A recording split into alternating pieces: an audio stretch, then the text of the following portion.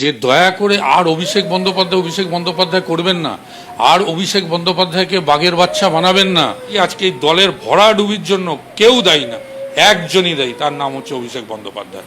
যারা সত্যিকারের দিদিকে ভালোবাসে তাদেরও মনের কথা হচ্ছে তারা কেউ আজকে চাইছে না অভিষেক বন্দ্যোপাধ্যায়কে, কিন্তু আমি কেন জানি না, বুঝতে পারছি না যে মমতা বন্দ্যোপাধ্যায় এখনো অভিষেক বন্দ্যোপাধ্যায় করে যাচ্ছেন। আমি দিদিকে হাত জোড় করছি যে দয়া করে আর অভিষেক বন্দ্যোপাধ্যায় করবেন না, আর অভিষেক বন্দ্যোপাধ্যায়কে বাঘের বাচ্চা বানাবেন না, আর অভিষেক বন্দ্যোপাধ্যায়কে ডিফেন্ড করার চেষ্টা করবেন না।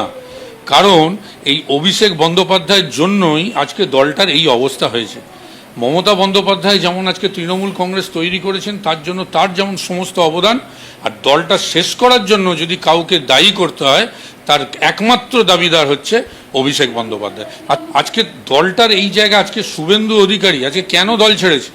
শুধুমাত্র অভিষেক বন্দ্যোপাধ্যায়কে নেতা বানাতে গিয়ে, অভিষেক বন্দ্যোপাধ্যায়কে মান্যতা দিতে গিয়ে আজকে শুভেন্দু অধিকারীর মতো এইরকম একটা বলিষ্ঠ নেতৃত্বকে আজকে দল ছাড়তে আমরা বাধ্য করেছি। শুধু তাই নয়, একে একে আজকে যদি দেখেন যে প্রত্যেকে অভিযোগ জানাচ্ছে অভিষেক বন্দ্যোপাধ্যায়ের কাছে, এবং মনের জ্বালা তো বটেই।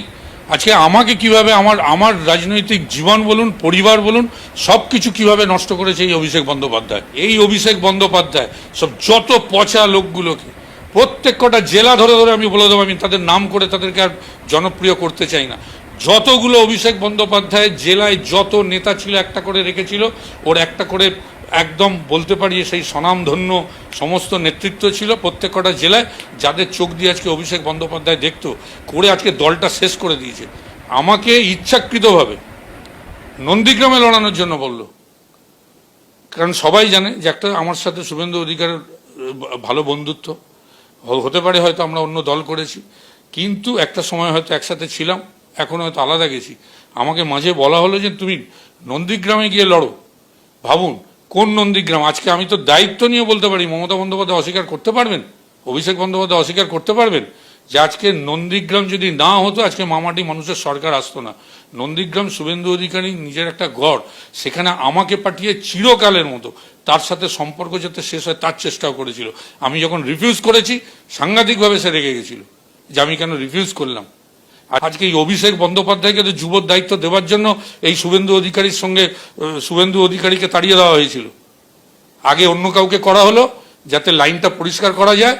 আজকে শুভেন্দু অধিকারী, আমি তো বলবো বরঞ্চ আজকে ভালো হয়েছে, সাপে বড় হয়েছে যে আজকে শুভেন্দু অধিকারী রাজ্যের মুখ্যমন্ত্রী হয়েছে, তার যোগ্যতা ছিল, সে রাজ্যের মুখ্যমন্ত্রী হয়েছে। দিদি একদিন আমার সামনে অভিষেককে বলছে, আমি তো রাজীবকে চেয়েছিলাম হাওড়ায় দে, তোরা আইপ্যাক মিলে এটা ঠিক করেছিস। এবং দেখুন যতগুলো ও আর আইপ্যাক মিলে টিকিট বিক্রি করেছে, বিলি বলবো না, বিক্রি করেছে, সেই জায়গা থেকে দাঁড়িয়ে আজকে এই দলের ভরাডুবির জন্য কেউ দায়ী না, একজনই দায়ী, তার নাম হচ্ছে অভিষেক বন্দ্যোপাধ্যায়।